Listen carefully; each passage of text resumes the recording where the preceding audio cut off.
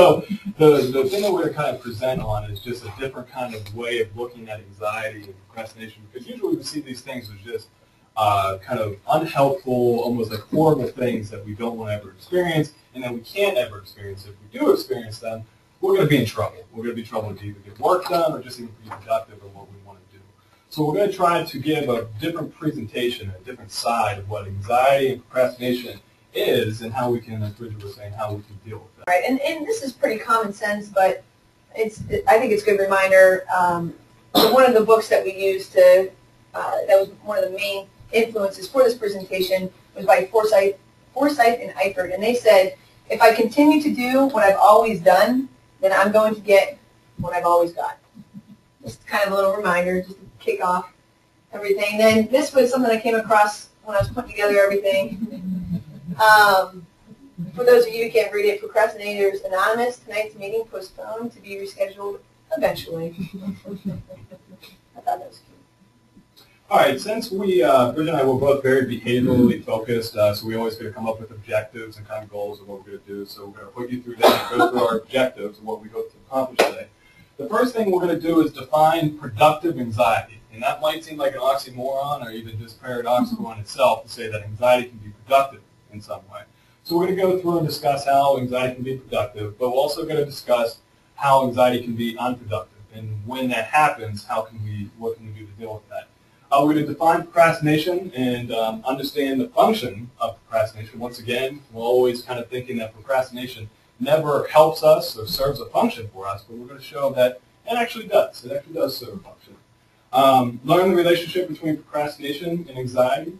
We're going to identify the uncomfortable thoughts, emotions, associations, memories, and sensations, or a short way to describe that as teams, that contribute to you procrastinating or procrastination by itself. We're going to learn that avoidance is the real enemy, not anxiety itself.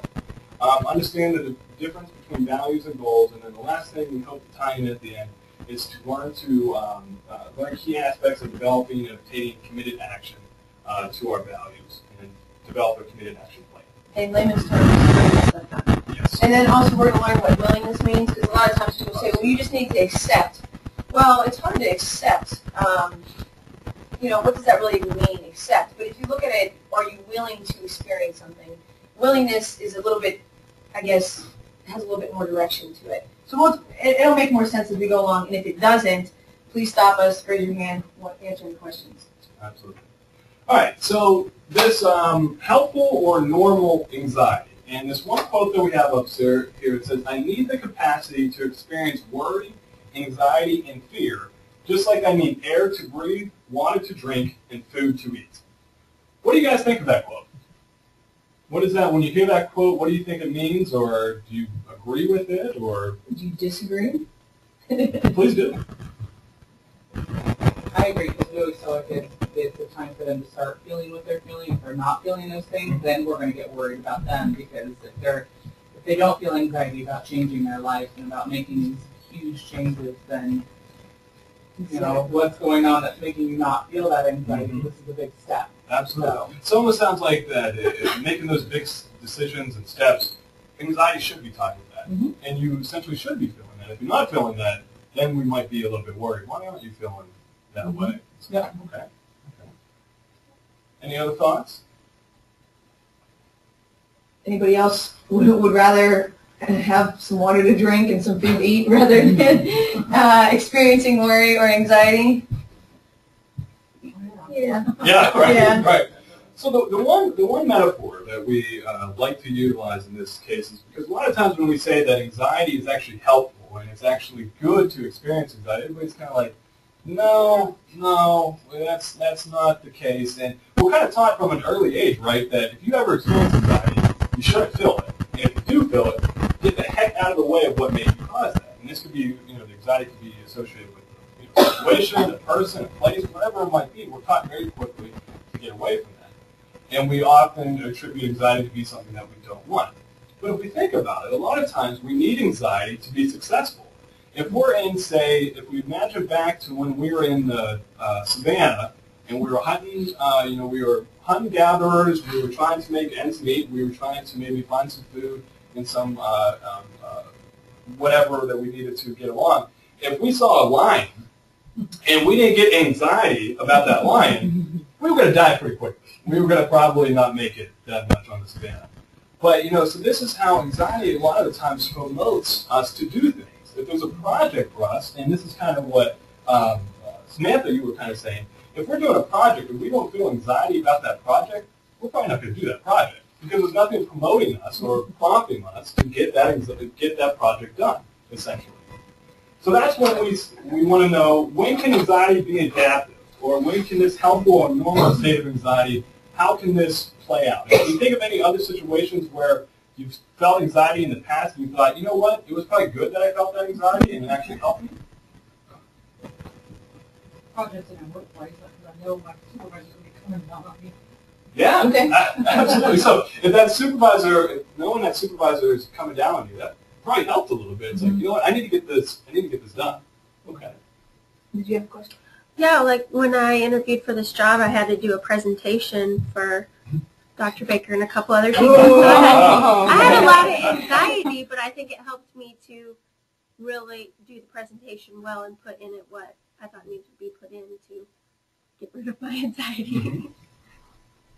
Definitely. It's a great example for, anyone who has to give presentations like right now. We had to have enough anxiety to get this done and to make it the way we wanted it and something to be proud of. If we didn't have that, if it's, we didn't care, we would have the black and white slides, the ones that have no graphics, no anything, because it would have just been, this is what we got. And Bridget and I were both former athletes, and one thing that is big is... I think I've come to the acceptance of that. No longer. I have no. But when you're playing sports or you're doing any kind of activity like that, you need some anxiety to actually focus you in on performing that activity well. And this is called the optimal level of performance. And pretty much it's a bell-shaped curve that as anxiety goes up, your performance actually increases. Now, it levels off at a point. If you get too much anxiety, your performance is going to go down. But there's a point that anxiety is helpful in getting us to do a lot of activities, a lot of jobs done, a lot of things that we want to do. Anxiety can be helpful in getting us done. Another way anxiety can be helpful, and this is maybe the most obvious one, is whenever we're in danger. If we're in danger in a situation, say someone's robbing our house, say we're getting in an argument, or potential our safety is being threatened, if we don't feel anxiety, just like if we didn't feel anxiety on the savannah when that lion was around, we could get hurt. Our physical safety could be in danger. So that's another area that anxiety could actually prompt us to do something that is pretty functional and could actually help our overall well-being. All right, so now we're going to get to a realm that we're probably a little bit more comfortable with, unhelpful anxiety or pathological anxiety. It really becomes unhelpful or pathological when it gets to the point where you have so much anxiety that you're ultimately paralyzed. You can't get anything done. And a lot of times this is chronic. It's a trait that a person has, and they've had it maybe for a long time, so it's a series of events. It's not just, okay, I have a presentation, I'm nervous for the presentation, or I have to write a paper, I'm nervous for the paper. This is, in so many situations in everyday life, it's a constant battle. It's a constant battle to go to Walmart, to go anywhere, to do anything, because that anxiety level is so high. That's when it becomes more chronic or pathological. And as Dave was saying, once you get past that level of, okay, it's helping you focus, and now you're getting even higher anxiety, now your performance dips. Hence, you're really not going to be able to function at the level that you need to. So, what are some of the psychological symptoms that people might experience that are distressing and disturbing? So what's someone going to be feeling? Well, actually, the feeling is the next part. This is more the thoughts that they're going to be having and experiencing when you get to the point where you're no longer functioning. You're not getting things done. You're dipping. What kind of things might somebody be experiencing? One thing about people who get agoraphobics, that they cannot get out around other people. They have to be in their secure spots.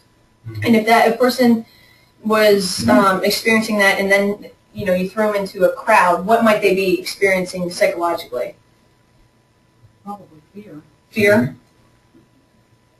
It's just negative self-thought, I can't do this. There's no way I can do this. It's not going to happen. Just all that negative. It's very negative. Okay. And I bet, and this is something we'll get into, and I might be jumping the gun a little bit, and we've all experienced that, right? We've all been in situations where it's like, I can't do this, no way. And then you probably start even fighting with your mind a little bit. You start fighting, it's like, no, I can do this. I can do this. Stop thinking that. Just get over it. But then it usually comes back to you and say, no, you can't. You can't do that. Come on. You're lying to yourself. Just get over it. You're not going to do it. And this battle kind of ensues that is us fighting with ourselves about if we can or can't do this. And then we actually start having anxiety about, I can't control my thoughts. I can't get out of my head. And it's just a snowball effect. It gets worse and worse. Why can't I stop this anxiety? I just told myself to not be nervous, and now I'm even more nervous. So the worry component, you keep thinking the same thoughts over and over again. So worry increases. That's another psychological symptom that's distressing. Apprehension, which is kind of what we talked about, but I thought apprehension is such a strong word. That's when you're sitting there thinking, I can't do this. That sense of overall psychological, physical, just apprehension of, I can't do this. Distractibility and irritability. Sometimes, I'm sure you're working with teenagers, they probably act out. They're probably distracted. If it's something that's maybe slightly threatening to them, maybe it's very important, and they're thinking, I can't deal with that, they'll make jokes, or they'll get distracted, or they'll, the minute you start talking about something important, they get their phone out. Because they don't want to deal with it. Because it is hard, and it's uncomfortable, it's distressing and disturbing sometimes. What are some of the bodily or internal feelings that might be disturbing? What might somebody be experiencing emotionally and physically? Increased heart rate, sweating. Yep. Rapid breathing. Yep. I'm experiencing that right now. I'm sweating. No. Don't look at me. Exactly. Sweating, heart racing. Gastro. Yes. Your stomach starts rumbling and feeling, I'm going to throw up. I'm nauseated. Anybody ever go to a track meet or a cross-country meet or anything like that? You see the line to the bathroom with all the runners because they're nervous. Increased urination. The minute they get nervous because they're going to have to go perform, I got to go to the bathroom right before you take a test. Everyone raise their hands. Can we get a bathroom break first? These are normal things that happen to everyone. It's tripping over here. It's very natural to be experiencing a lot of these. All right, and the other one that some people get to where it gets so bad to where they think they're having actual health problems is that dizziness. Dizziness is a symptom of anxiety as well. A lot of times it's, what's wrong with me physically, or I have a tumor in my brain. Well, no, it's anxiety. It can do a lot of physiological things to you, all from that state of tension. So obviously at this point, this anxiety is beyond helpful. It's not over there where it's helping you get stuff done. It's not, getting your project done. It's having you sit there at your desk, like, looking at this project thinking, oh, I can't do this. And you're sweating, you're just feeling terrible. And then you get to the point where it's like, I got to get out of here. I'm just not going to do it at all. So I thought it would be neat, because we don't know what procrastination is. But I decided to go to dictionary.com and see what they had to say about it. To defer action, delay. To procrastinate until an opportunity is lost. I love the example that they used, because obviously that's just the definition, and that's using it in a sentence, obviously. But to procrastinate until an opportunity is lost. So that's where Dave and I are at is, hey, to feel procrastination, to do procrastination, that's normal. To feel anxiety, that's normal. But what we don't want to do is lose opportunities in life because of it, which we will get into. The other definition we had is to put off until another day or time, defer, delay. And a lot of times during that delaying and that deferring or putting off until another day or time, that's when the opportunities get lost. That's when you're not being the person you want to be. That's when you're not living the life you want to live. All right, so now we're going to start making this connection between anxiety and procrastination, because some people might say that anxiety is procrastination or procrastination is anxiety. And actually what we're going to kind of show you here is that procrastination is a result of having anxiety. It's kind of like the aftermath. Because I have anxiety, I procrastinate, and essentially that way. So this might be an odd question, but what is the purpose of procrastination? What's the function behind it? What do we get out of procrastinating? Putting it off until you're ready to deal with it. Absolutely. Okay, so you might delay it a little bit more. Do you feel more comfortable doing it and whatnot? Okay. Avoiding the anxiety-provoking stimulus. Absolutely. Yes, It we're is- behaviorists. It is, procrastination, a lot of the times, is our way of avoiding all the things that we just talked about. Those unwanted thoughts, those uncomfortable emotions, those, just horrendous body sensations that we feel when we get anxiety. It allows us to procrastinate. If we think about it, usually what do we do when we procrastinate? It's usually something that we enjoy, right? Or maybe something that takes our minds off of it or totally distracts us from what we were currently feeling about that project. Usually for me, and I'm 27, I'm embarrassed to admit this, if I procrastinate, I play video games. And the reason why I do is because it distracts me, it's something fun, and I don't got to think You about should be embarrassed. I am embarrassed about it. I am embarrassed. But that procrastination served that function of getting rid, at that moment, those uncomfortable thoughts, emotions, associations, memories, body sensations, whatever it might be. It served that purpose of getting rid of them. And that is highly, highly reinforcing. So when you get a really bad headache, what do? Mm-hmm. Take Advil, take aspirin, take ibuprofen, or Tylenol. Because when you get the headache and you take the pill, you feel better. Same thing going on here.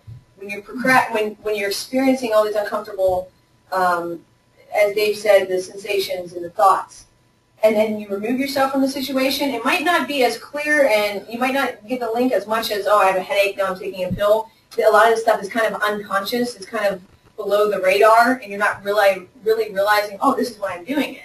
But you're basically reinforcing and taking away those uncomfortable feelings by playing on Facebook or checking email or playing video games or whatever, I guess, guilty thing we all do when we procrastinate or put things off. And it's highly, highly reinforcing.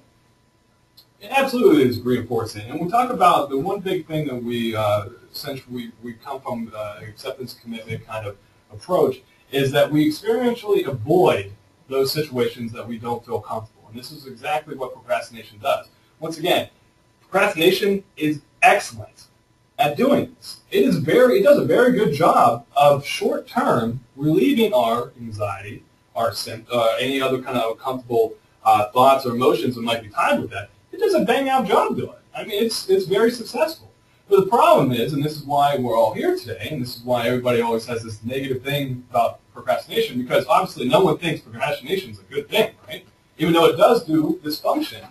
The next time we go to do that project, it's even more harder usually to get that project done. Or maybe we waste time, and maybe we missed a deadline and whatnot. So even though procrastination definitely serves a function, it usually takes us away from what we actually want to do. And that's what we want to kind of combat here. So it's highly reinforcing in the short term. In the long term, not so much. And as we know about anything, especially working with teenagers, it is very tough to be like, long-term, think of the long-term consequence. Don't think about the short-term consequence, because that's Exactly. difficult to do. And anything, the experiential avoidance is just a fancy word or words for trying to get rid of those unwanted, uncomfortable, we keep calling them teams. The T for thoughts, the E for emotions, A for associations, the M for memories, and the S for sensations. It's all the feelings and things that happen to your body that you don't want to have happen. Okay. So some common reactions to anxiety. Okay. Do we kind of want to go over this a little bit? I mean, yeah, absolutely. Of performing rituals, and in that case, it was the checking on the Facebook and playing video games. So if you're comfortable, what do you do? Or somebody you know. Or someone you know. friend. If you want to say, my best friend does this, that's fine. Go throw yourself underneath the bus. But what is your procrastinating kind of go-to thing to do? If you're getting that anxiety, you just don't want to do anything, what do you usually do? Right? Yes. Right? I bet your place was spotless Yeah. before. You know? Finals week, everyone. You got a paper due tomorrow? House is clean. Finals week is like the Great cleanest for graduate students that their house will ever be. But once again, don't lose that function of what that procrastination did. it served a purpose there. It allowed me to clean my house. It was reinforcing that. But ultimately, as we would all say, it took us away from what we wanted to do. Essentially. But it did serve a function. It did serve a purpose. Anybody else? I'm a cleaner. Cleaner. That's a common. We had a few bakers in our Bakers, cohort. yeah. People bake. She had so many muffins and cookies. I mean, they were delicious, but Yeah. She doesn't picture of anything, but she doesn't Yeah, she was big. what about, this is usually a common one, what about when you're about to sit down and obviously we're in grad school, so we're kind of that approach to it right now. If you're about to write a paper, I know for me, it's like you have to get everything organized, right? You have to have your book like in the right place. You have to have your pens. over here. You gotta have, Yeah, your environment, it has to be perfect for you to start doing it. And you think to yourself, oh, I can't do it unless my environment is set up this way. That is absolutely procrastination. That is avoiding that anxiety and that uncomfortableness and getting to a point where I'm okay to do this. But if Oh, good. Yeah, if it's a few minutes and you put your book right and you're able to get your paper done, it might have taken you from, again, that zone of, what is it, the zone of proximal optimal performance. So if you're skyrocketing and you're not able to get it done, doing a little bit of shifting and having the pen in the right place and your computer in the right place, it might reduce your anxiety a little bit enough to where you can perform. So if you're spending 5-10 minutes doing that, keep doing it. You know what I'm saying? Like, it's not a problem for you. It's not taking away. If you're getting your papers done on time and you're getting everything done and you spend 10 minutes organizing your stuff or 15 minutes cleaning, that's no problem. If you spend 6 hours cleaning, now you're missing deadlines. Now you're not living the life you want to live. So if a little bit of procrastination helps you kind of soothe and get you into the point where you can get something done and it's not taking away from your overall abilities, keep doing it. So if it's hurting you, we're and that's a great point, because once again, our goal in this, at the end, we'll tie this on, our goal in this is not to get rid of your anxiety. And that might sound kind of paradoxical. We're not saying you shouldn't feel anxiety. We're not saying you should feel this exact level of anxiety. We're saying let's be functional in that. Let's be able to function, even if we are experiencing anxiety, even if that is. So as Bridget was saying, if procrastination helps, sometimes it helps to get organized. Sometimes it helps to get everything in line. Even though that would still be defined as procrastination, it ultimately leads you to where you want to be at the end. So it's functioning. It's a functional kind of response to that. But as Bridget said, if we're doing that for 6 hours, staying up all night, and we're not doing our best work, that's when it's not functional. and the opportunities are being lost. Exactly. Now we have some issues. All right. Is there anything else that you want to?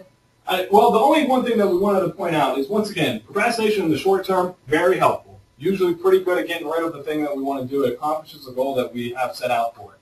Usually long-term, though, it doesn't help that much. And another reason why it doesn't help that much is because once we get reinforced that procrastination is good at what it does, because it is good, it gets rid of that short-term consequences. The next time we go to sit down and do that project, there's even so much more pull to do procrastination, to procrastinate. And that's why a lot of times you might experience, when you first procrastinate on a project and maybe you only procrastinate 5 or 10 minutes, the next time you go sit down, you might procrastinate for 10 to 15 minutes. And it might keep building and building and building because we want to do things that get rid of that or that have that short-term reinforcement, and it can't do that. And then the other thing, just for, I guess, just FYI, a lot of times when people get anxious, they have a tendency to totally just run away from it.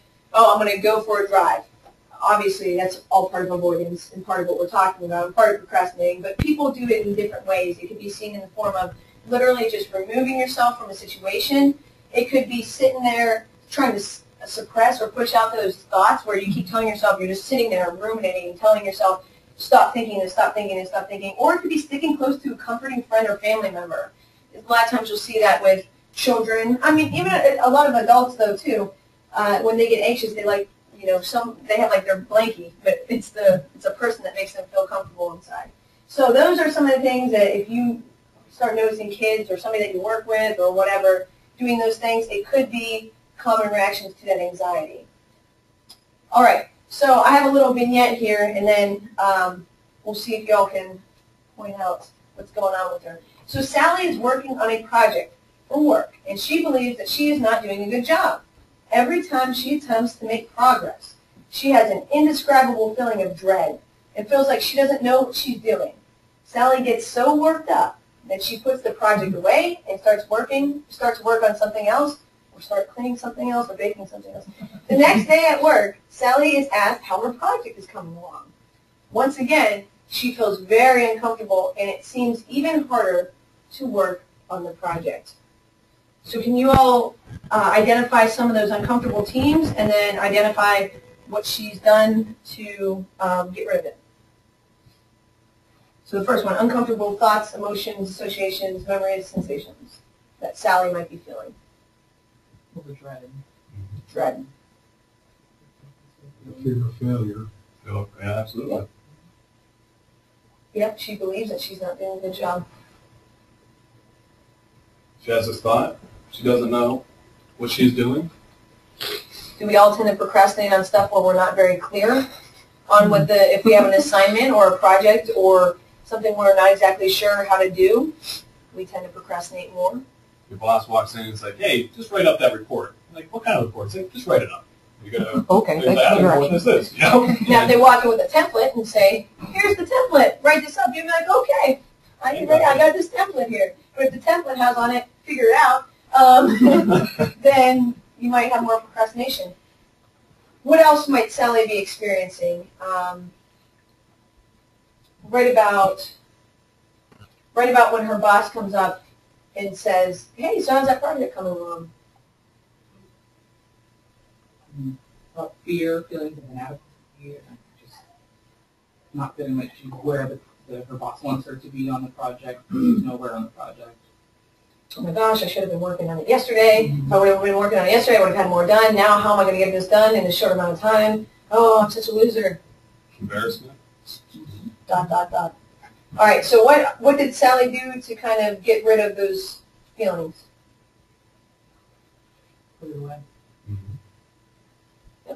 She procrastinated. She put the stuff away. She started working, but she didn't want to feel totally, she wasn't ready to stop working at all. She went and started working on something else. So she got to feel good, like, well, I'm getting something done. Look at me. I'm doing these other things. While all the meanwhile putting off the other project.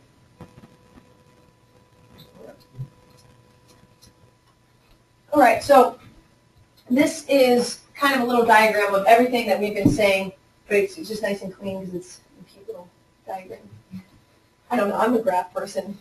All right, so you have your unpleasant feelings or your anxiety.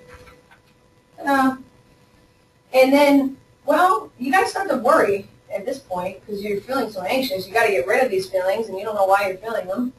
And so, obviously, you're going to have to avoid the task at hand. You're going to put it off, go work on something else, leave, go hang out with your best friend, somebody that makes you feel better about yourself.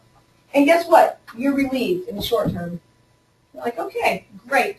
But then, as Dave was saying, the next time you go to do that task, it's now even more anxiety. So you had some unpleasant feelings. Now you have even more unpleasant feelings. And guess what? You're sitting there. You're like, all right, I'm going to get this done. But now you're distracted. You're unable to concentrate. And it's leaving you kind of with that sense of dread and apprehension. And it's kind of that paralyzing aspect. And now guess what? We feel upset for feeling, for not being able to concentrate. And then we avoid again.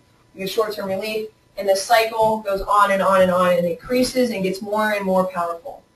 Another thing I want to point out real quick is, as we said, usually we end up having more anxiety after we procrastinate long term. And we can imagine why this is.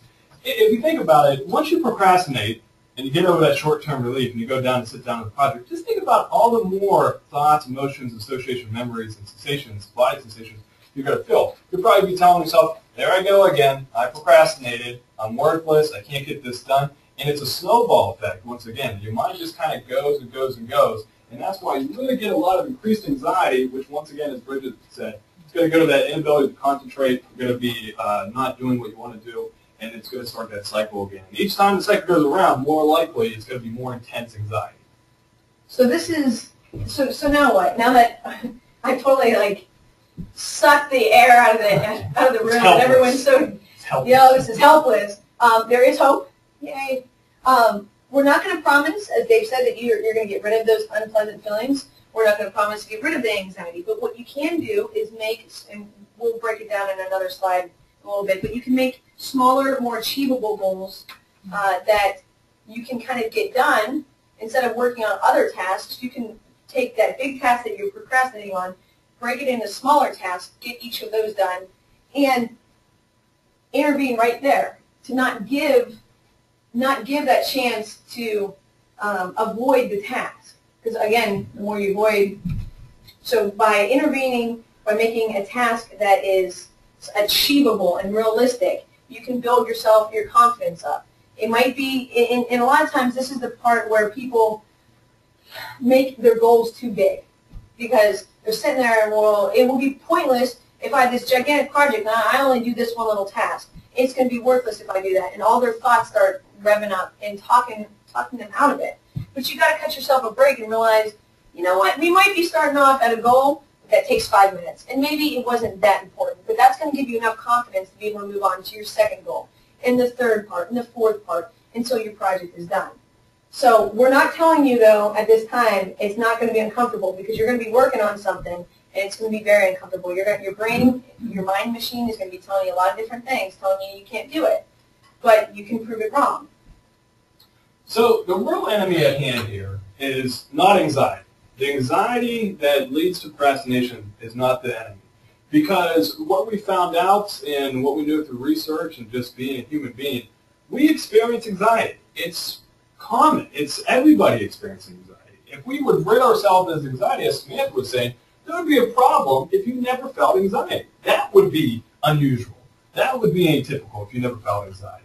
That's not the problem. The problem is the avoidance. The avoiding and trying to get rid of all the anxiety symptoms or try to control the anxiety symptoms. Because usually what that ends up happening, if we have a project that we're feeling a lot of anxiety about, we get rid of our anxiety by distracting ourselves from that project. The problem is that we felt anxiety. The problem is we didn't get the project done, and we avoided it.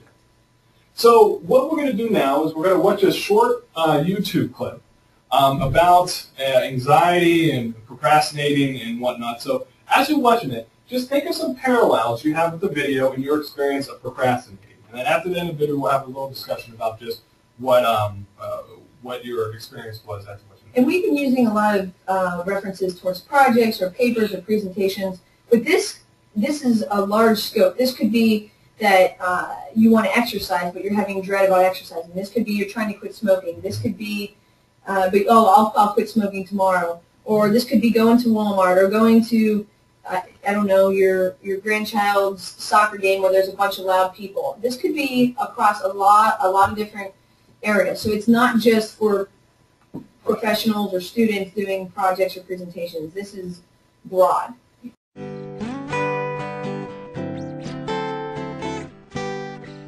Imagine one day you decide to throw a party for all your friends. You get out your phone and you start inviting people. You want a really big party, so you say, anyone can come. And on the big day, you get your place ready for the party. And you're really excited to see everyone. And pretty soon, the guests all start arriving. After a while, everyone you're expecting has arrived and you're having a really good time. But then the doorbell goes, and you think, I wonder who that is. Must be someone I've forgotten about. And it is. Someone who you definitely did not want at the party. It's your neighbour Brian. Brian has to be one of the most annoying people you know. He's rude, grumpy, he moans a lot, and he's not so flash on personal hygiene. He's the last person you want at your party. But before you know it, he goes straight inside without even saying hello. And he goes up to your guests and he's rude. He helps himself to drinks and food. And he generally acts a little weird towards your friends. And understandably, you feel pretty upset, embarrassed and angry. And before long, you go over to Brian and tell him, that's it, it's time for you to go. and you throw him out of your party. Once he's gone, you feel relieved. You go back to the party and start to enjoy yourself. But after a while, you hear the doorbell again, and when you go to check who it is, you realize Brian has come back. And before you can stop him, he opens the door and races back into the party. So you go out and get him and throw him out again. This time, though, you decide you're going to make sure he doesn't come back. So you decide to stand by the door and make sure he can't get back in. And this works fine. Brian can't get back in, and you feel good about this. Trouble is, you realize that all the while you're missing out on the party. You can hear everyone else outside having a good time. You want to be out at the party too. But because you can't stand Brian, you can't risk him coming back in again. And you don't know what to do. You really want to enjoy the party, but the thought of Brian being there really gets to you. After a while, you realize that, actually, this party is pretty important to you, and you want to be with your friends, in the very least just to make sure they're okay. So you decide to go back out, and you say to yourself, if Brian comes out, that's how it goes. And sure enough, after a couple of minutes, Brian comes back in and starts being annoying again.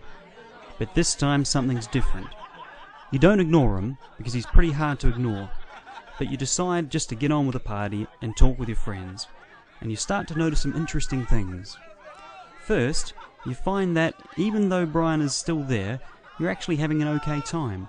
Sure, it'd be better if he went home, but at least you're not stuck at the door, missing out on the party.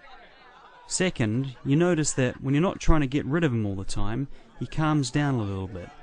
He's still a pain and still smells, but he's not so rowdy. And then after that, you start to notice some other things about Brian you hadn't actually seen before. Like that he has a quirky sense of humour, even though it's buried pretty deep. And he even makes a couple of friends of yours laugh. And you wonder to yourself, what will you do next time you have a party?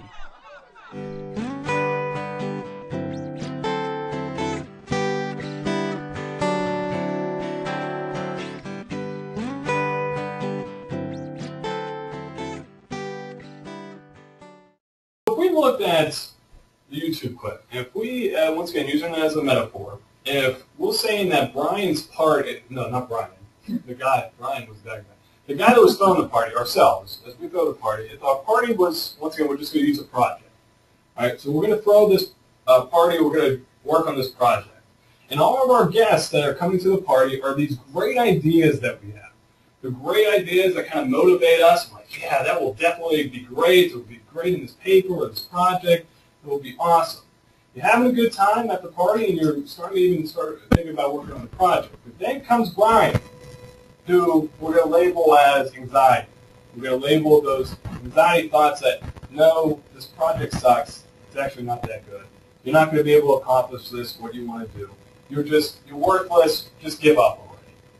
And once again, for us to focus, as we said before, the problem is not those anxiety thoughts or those uncomfortable thoughts or emotions or even body sensations. The problem is that we try to control them so much and we try to avoid them so much that it keeps us from doing the project or attending the party. It keeps us from doing it. It keeps us from doing what we want to do.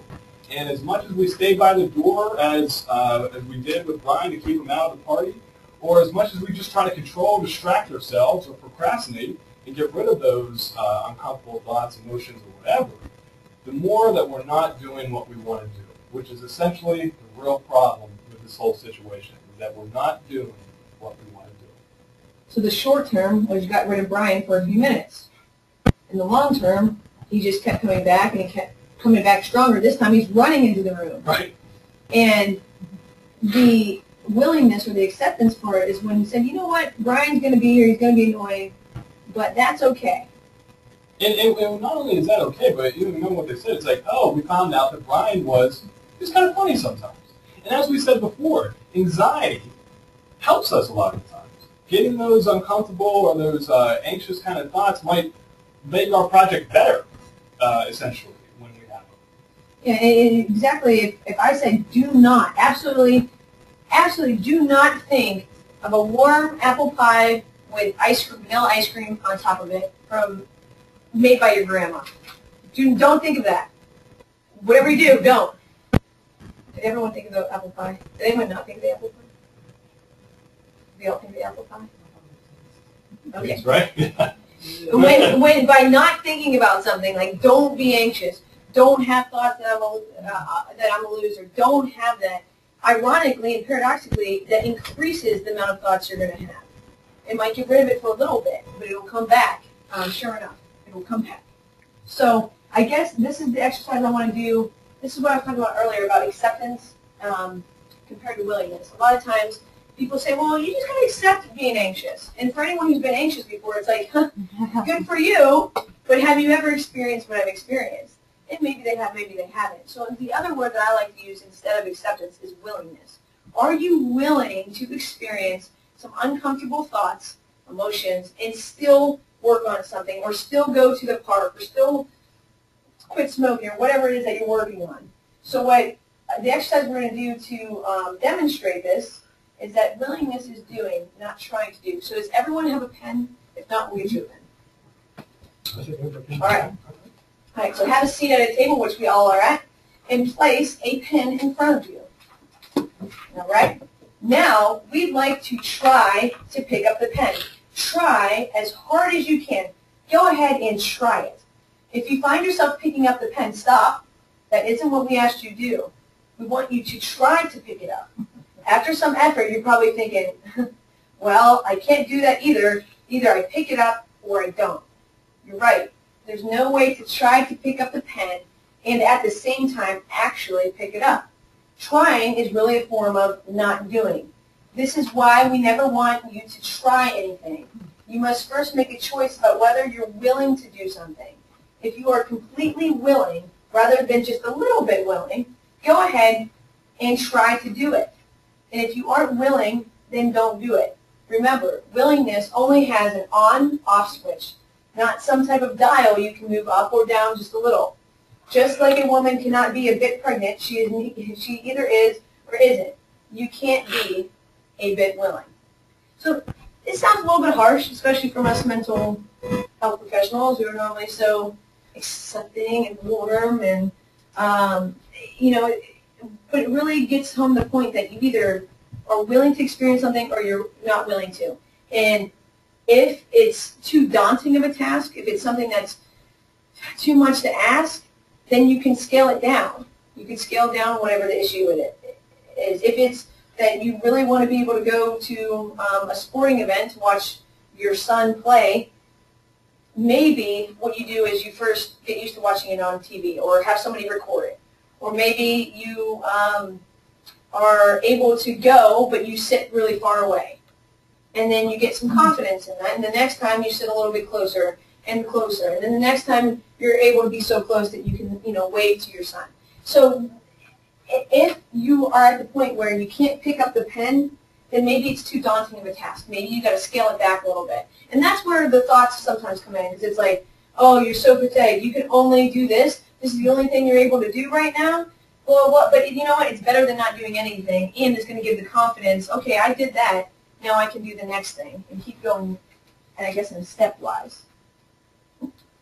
So what we always want to keep in mind is, as we said before, and we're going to try to wrap it up pretty quick, but the one thing that we always want to keep in mind, and as we talked about, the biggest problem is avoidance, is that instead of avoiding situations, instead of having the anxiety control what we do, having anxiety cause us to procrastinate and control our lives, essentially, let's let our values control our lives.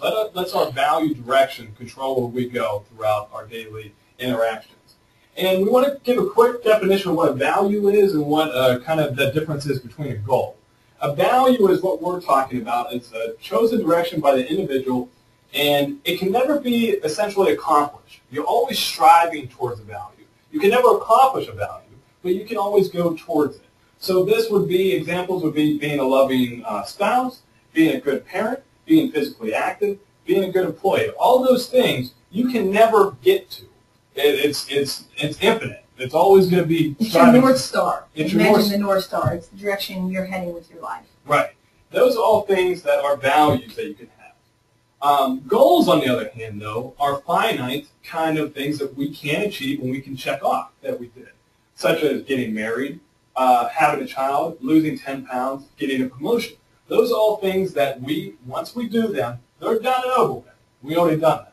And one isn't better than the other. It's just that they're different. And sometimes you do several goals in service of a value, if that makes sense. And why this is important is when we think about procrastination and projects, and a lot of times we think of goals, right? We usually think of goals to maybe I want to hit a certain page length, maybe I want to do this and stuff, but we lose sight of what we're actually doing as part of the value. Maybe if you're in school and you're working on a project, the value is I want to be a good student, or I want to be a productive student. And you know, if you're at work, maybe I want to be a good employee. I want to be the best employee that I can be. And that's the value that those goals underline. And sometimes when we're doing these projects and stuff, when we get away from them, we lose sight of what that value is and what is important to us. And then anxiety is when it comes in and takes over where we go. And your values almost work and act as a fuel to make the decision you want to make. So if you are in a situation where you want to quit smoking, but every time you think about quitting smoking, it makes you so anxious, it makes you want to have another cigarette, the value is having good health. The value is maybe being a good role model for your child. So instead of letting the anxiety control you, you're accessing your mind, okay, what is the end goal? Yeah, I want to quit smoking, but the end value, I shouldn't say goal, the end value is being a good parent or being healthy. So the value is going to guide your life. It's the North Star. And it's going to give you a little bit of fuel while you're sitting there uncomfortable, dealing with all these uncomfortable thoughts and emotions. The value is going to be the fuel and the direction that kind of inspires you to keep going. All right. And the other thing, yeah, that's basically it. The other thing that, as I already alluded to several times, is thinking of whatever task that you're trying to get done and breaking it up into small, obtainable goals. So we're just going to, you guys can either keep your eyes open or close them or whatnot. And I want you all to think of an important task that you tend to procrastinate on. And if it's not you, then it's a friend. You don't have to share this. This will all be in your own mind, so we won't know what you're thinking. So it's something that maybe comes up often, or there's something that you've always wanted to do, but you just haven't quite done it because something's always been holding you back. Okay? So you're picturing whatever task that is right now for you. Think about what value is at stake. Think about, well, yeah, I want to get this done, but what is the value behind this? Kind of locate that in your mind. All right? And that's going to be that fuel and that guiding North Star for you. All right. So one of the things that you can do is develop an action plan, or committed action. And so in a notebook or on a piece of paper or on a smartphone or however you do this, you're going to develop small, obtainable goals, stuff that does not take too much energy or too much, I guess it's just not going to be too daunting. And write them down in order. All right? And once you're able to meet some of the smaller ones, you keep adding complexity to it and adding complexity until you don't have to be completely comfortable, because you're always going to probably be a little bit uncomfortable, which is, you know, if everything was easy, then it wouldn't have any value to it.